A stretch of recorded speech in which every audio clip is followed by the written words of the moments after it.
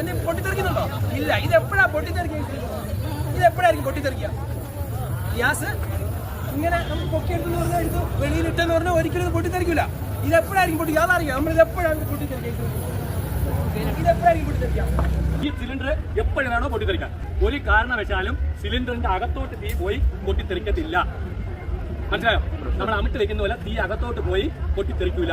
പിന്നെ എങ്ങനെയാണ് പൊട്ടിത്തെറിക്കുന്നത്? ഈ തീ എന്ത് ചെയ്യും? നമ്മുടെ സറൗണ്ടിലുള്ള എല്ലാ സാധനവും കത്തിക്കും അല്ലെ? അതിന്റെ ചൂട് കാരണം ഈ മെറ്റൽ കത്തും. അപ്പൊ എന്ത് ചെയ്യും? അതിന്റെ അകത്തുള്ള ലിക്വിഡ് തിളക്കാൻ തുടങ്ങും. തിളച്ച് എന്ത് ചെയ്യും? ഇത് എക്സ്പാൻഡ് ചെയ്യാൻ തുടങ്ങും അല്ലെ? ലിക്വിഡ് വേപ്പറായി എക്സ്പാൻഡ് ചെയ്യാൻ തുടങ്ങും. ഗ്യാസാവും. ഒരു തുള്ളി 270 മടങ്ങായിട്ടാണ് എക്സ്പാൻഡ് ചെയ്യുന്നത്. മനസ്സിലായോ? അപ്പൊ ഇതിന്റെ അകത്ത് ഇരുന്ന് ഇത് ഇങ്ങനെ വീർപ്പൂട്ടി എന്ത് ചെയ്യും? ഇത് പെരുവാൻ തുടങ്ങും. പെരുവി എന്ത് ചെയ്യാണ്? പൊട്ടിത്തെറിക്കുന്നത്.